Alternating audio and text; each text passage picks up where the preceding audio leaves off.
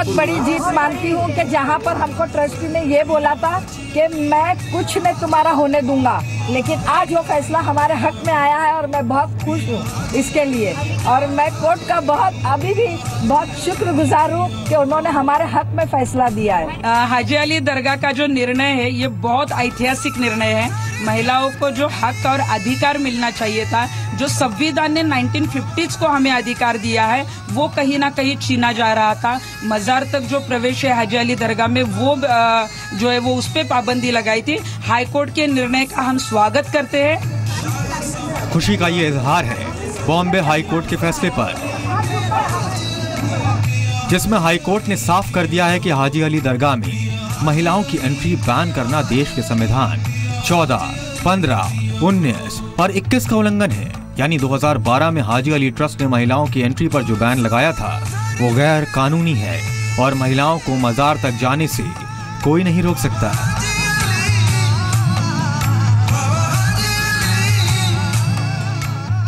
लेकिन कोर्ट के इस फैसले से हाजी अली ट्रस्ट नाखुश है, लिहाजा उसने हाई कोर्ट से सुप्रीम कोर्ट में फरियाद करने का वक्त मांगा है। हाई कोर्ट ने ट्रस्ट को इसके लिए 6 हफ्ते का वक्त दे भी दिया है। 400 साल से सभी महिलाएं हाजी अली दरगाह जाती थी। ऑल ऑफ सडन 2012 से हाजी अली ट्रस्टी को पता नहीं क्या हो गया कि उन्होंने जो मजार है, दरगाह के अंदर जो मजार होता है, वह उन्होंने औरतों को मना कर दिया। मगर और एक बात है कि जिस प्रकार से कोर्ट ने आज मंदिर प्रवेश के अधिकार पर आज दरवाजे खोल दिए महिलाओं को लेकर, उसी प्रकार से आज भारत के कोर्ट ने बाकी के दरवाजे आज दरगाहों के लिए भी महिलाओं के लिए खोल दिए। लेकिन सवाल सिर्फ वक्त देने का नहीं है। 400 सालों से महिलाओं पर हाजी अली की दरगाह में कोई पाबंदी नहीं थी, लेकिन 4 साल पहले महिलाओं के मजार तक जाने पर रोक लगा दी गई। सवाल है, आखिर क्यों? ट्रस्ट की दलीलें चौंकाती हैं, क्योंकि जिन मुस्लिम कानूनों का हवाला ट्रस्ट दे रहा है वो महिलाओं के अधिकारों की गलत व्याख्या भर लगती है। भारतीय मुस्लिम महिला आंदोलन का जो कहना था उसको जायज मान के जो उनके ऊपर रिस्ट्रिक्शन या बंदी डाली गई थी उसको हटा दिया है और उन्होंने कहा है कि जिस तरह पहले 4 साल पहले वो जा सकते थे उस तरह अभी भी जा सकते हैं। और सिर्फ हाजी अली दरगाह का मामला ही क्यों, शनि शिग्नापुर में महिलाओं को इजाजत तभी मिली जब भूमाता ब्रिगेड ने आंदोलन चलाया। त्रिम्बकेश्वर मंदिर को लेकर भी महिलाओं के हक का मामला उठा। बॉम्बे हाईकोर्ट के फैसले से महिलाओं के अधिकारों की आवाज और बुलंद होती है। कुछ लोगों को अगर कोर्ट का फैसला नागवार गुजरता है तो उन्हें फिर से एक बार सोचने की जरूरत है। नहीं, मेरा ऐसा कहना है कि मजहबी मामले में कोर्ट को बीच में नहीं आना चाहिए था और जब कोर्ट ने ऐसा फैसला दे दिया है, कोई बात नहीं है, इससे ऊंची जो कोर्ट है सुप्रीम कोर्ट हम जाएंगे। लेकिन हमें ऐसा पूरा यकीन है कि दरगाह के अंदर जहां महिलाओं का जाना मना है, इस्लाम के अंदर मना है, उनको ऐसी इजाजत नहीं देना चाहिए थी। हाजी अली सबके अली हैं, लेकिन अब महिलाओं के अधिकारों के लिए आगे क्या? क्योंकि महिलाओं पर पाबंदी अब भी कई मजहबी स्थलों पर जारी है। इसी सवाल पर सबसे बड़े एनालिसिस के लिए सीधे चलते हैं जी बिजनेस स्टूडियो में।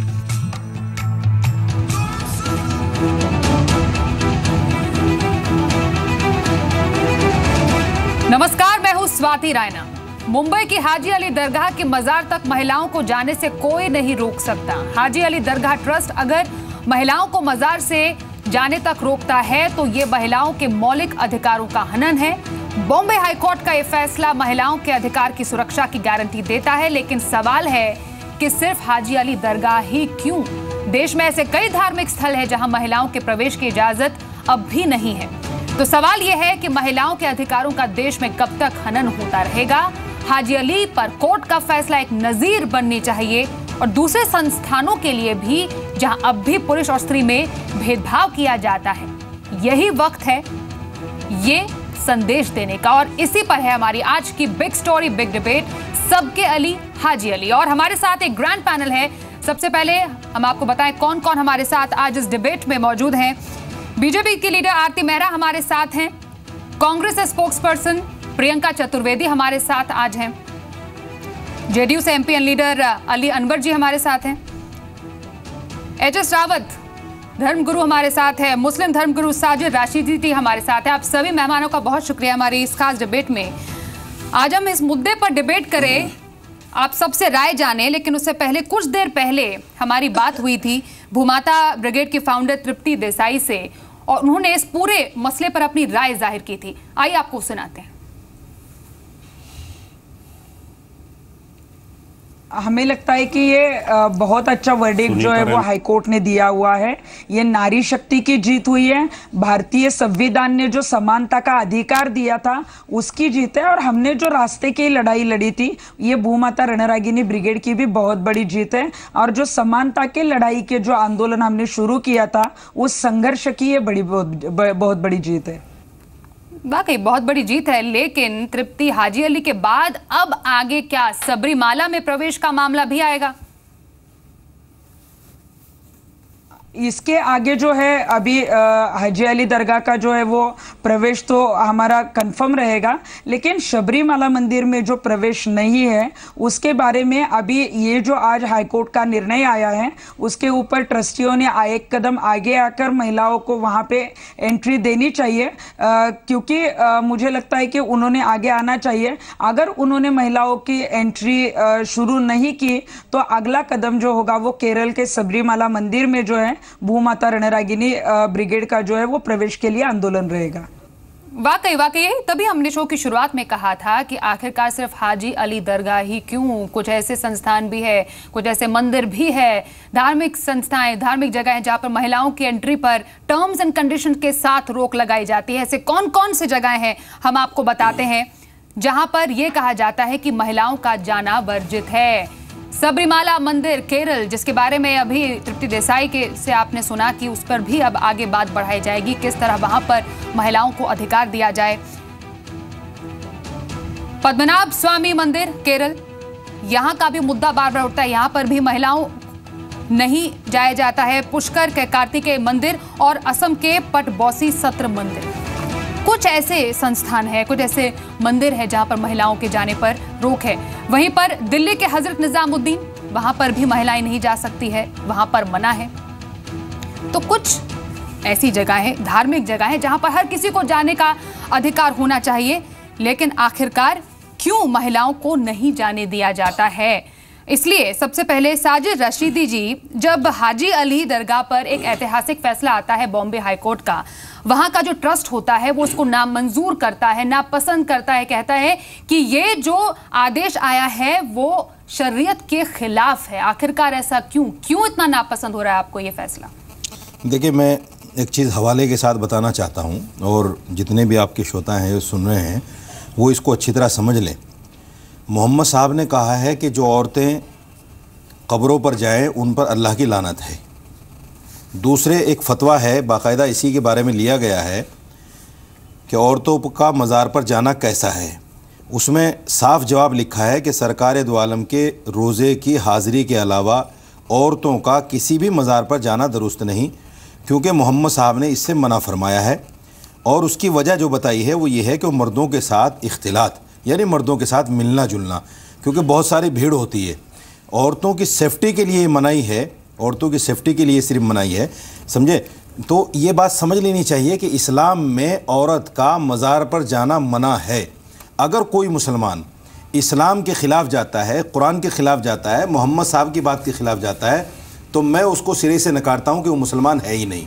दूसरे एक चीज़ मैं बहुत बड़ा खुलासा एक और करने जा रहा हूँ, और वो ये कि मर्दों का भी कब्रों पर जाना, मज़ारात पर जाना मना है। ऐसे जैसे जिस तरह से ये मेले ठेले लगते हैं मज़ारों पर, ये भी शरीयत में मना किया गया है। औरतों को ख़ास तौर से मना किया गया है। इसलिए जब शरीयत का एक कानून हमारे सामने आ गया, क्योंकि हम मुसलमान हैं, कुरान को मानते हैं, मोहम्मद साहब को मानते हैं, तो हमें उनकी बातों को मानना भी ज़रूरी है। अगर नहीं मानेंगे तो फिर मुसलमान किस नाम के हुए? मुसलमान का मतलब यही है कि कुरान को माने और अल्लाह के नबी की बात को माने। क्योंकि यहाँ पर हम समान अधिकार की बात कर रहे हैं, धर्म में कहाँ पर ये लिखा है कि समान अधिकार नहीं मिलना चाहिए? क्योंकि हम यहाँ पर अगर कॉन्स्टिट्यूशन की बात करें, आर्टिकल 14 की बात करें, वहां पर कहीं पर यह कहा नहीं गया है कि कोई अगर धार्मिक संस्थान है वहां पर किसी तरह का भेदभाव होना चाहिए। इसलिए यहाँ पर H S Rawat ji H S Rawat ji, मैं आपसे, क्योंकि मैं सबसे एक कॉमेंट, इनिशियल कॉमेंट ले रही हूँ। हमने यहाँ पर जरूर बात की है हाजी अली दरगाह की, लेकिन सबरीमाला की बात करें, पद्मनाभ स्वामी मंदिर की बात, कार्तिकेय मंदिर, पटबौसी मंदिर, यहाँ पर भी तो महिलाओं के जाने की एंट्री पर बैन है कुछ टर्म्स एंड कंडीशंस के साथ। स्वाति जी, सबसे पहले तो मैं हाई कोर्ट को बहुत बहुत धन्यवाद देता हूं कि उन्होंने कम से कम एक फैसला ऐसा दिया, देर से दिया लेकिन दिया, क्योंकि हाई कोर्ट ने सबसे पहले फैसला दिया था सनी सिंगापुर के ऊपर। उन्होंने कहा था महिलाएं जा सकती हैं, तो वहां पर हमने एक्सेप्ट कर लिया, चलिए यार हाई कोर्ट का ऐसा है, लेकिन इस फैसले को लटका दिया गया। लेकिन आज उन्होंने दिया, मैं पूरी पूरी हाई कोर्ट की प्रशंसा करता हूं। लेकिन बात आती है, अभी मेरे सहयोगी धर्मगुरु रशीदी साहब बोल रहे थे कि दरगाहों पर और कब्रों पर जाना मना है। अजमेर शरीफ में भी कब्र होगी मेरे हिसाब से, वहां कोई पत्थर तो लगे हुए नहीं होंगे, खाली के पत्थर ही दबा दिए वहां पर।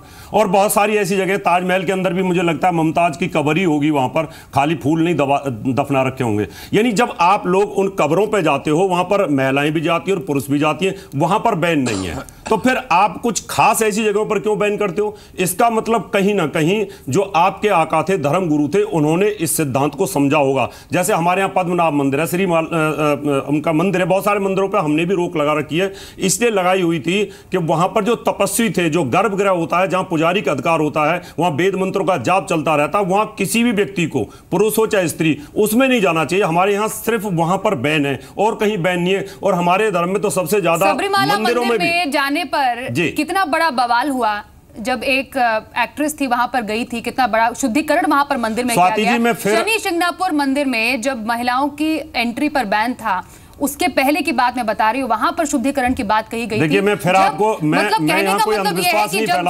महिलाओं के लिए हकों की बात होती है, तब महिलाओं को मजबूरन अदालत का सहारा, पिटीशन का सहारा लेना पड़ता है। यहाँ पर तृप्ति देसाई की सुन रहा था, उन्होंने कहा हमें ये हुआ और वो हुआ। मैंने इन्हीं तृप्ति देसाई को ये कहा था कि आप धर्म के साथ खिलवाड़ मत करिए, नहीं तो आपके साथ भगवान के यहाँ देर है अंधेर नहीं है। और इनका भयंकर एक्सीडेंट हुआ था और परेशान हो गई थी। किनकी बात कर रहे हैं आप? तृप्ति देसाई की बात कर रहा हूं मैं। तो इनको तकलीफ हुई और ये मैंने टीवी के ऊपर ऑन एयर बोला था। कहने का मतलब है क्योंकि इन्होंने इसका मतलब अगर ऋषियों की ऋषियों की कोई परंपरा अगर बनी हुई है किसी धर्म में, चाहे मोहम्मद पैगंबर साहब ने बनाई, महिलाओं के अधिकारों की जो बात करेगा एच.एस. रावत जी, उसके साथ कुछ ना कुछ गलत होगा, आपका कहने का मतलब। ये ऑब्वियसली अगर ना होता तो धर्म में इतनी, आप देखिए ना, लक्ष्मण रेखा पार की ना सीता जी ने, तो तकलीफ भोगनी हुई ना उनको। अगर आपने, अब किसी ऋषि ने अगर कोई ऐसी चीज बना रखी है कि गर्भगृह पूजा का अधिकार, अगर पूजा का जो पुजारी है वही अधिकार करे, वो देगा ना। हमारे जो ग्रंथ है वो देंगे ना, उसको फॉलो करना हमारा धर्म है। अगर मैं आपको पूजा की विधि बताता हूं तो आपको फॉलो करनी पड़ेगी ना। मैं बोलूंगा पूजा में बैठिए, सिर के ऊपर दुपट्टा रखिए, रखना पड़ेगा ना आपको।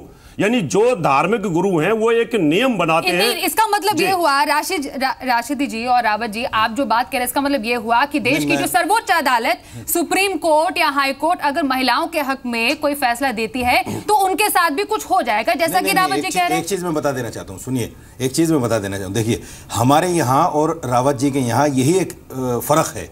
हमारे यहाँ जब मैं मौलवी हूँ, मुझे अधिकार नहीं इस्लाम के सिद्धांत बनाने का, किसी मुफ्ती को अधिकार नहीं इस्लाम के सिद्धांत बनाने का। हमारा जो सिद्धांत है, हमारा जो लाहे अमल है, वो कुरान है, हदीस है। हम कुरान और हदीस को ही बयान करते हैं। कुरान और हदीस पर ही अमल करने को इस्लाम कहा जाता है। इनके यहाँ जैसे एच.एस. रावत जी ने बताया कि पंडित तय करता है कि तुम्हें क्या करना है, हमारे यहाँ ऐसा बिल्कुल नहीं है। ये सुनने की बात है। दूसरे ये कि इस्लाम में परंपरा नहीं, धर्म तय करता है, पंडित को भी सिखाया जाता है। नहीं, आप अगर मौलवी हैं तो आपने भी कुरान से सीखा होगा। ऐसे हमारे यहाँ जो ब्राह्मण होता है वो भी वैदिक होते हैं, उनको भी सिखाया जाता है।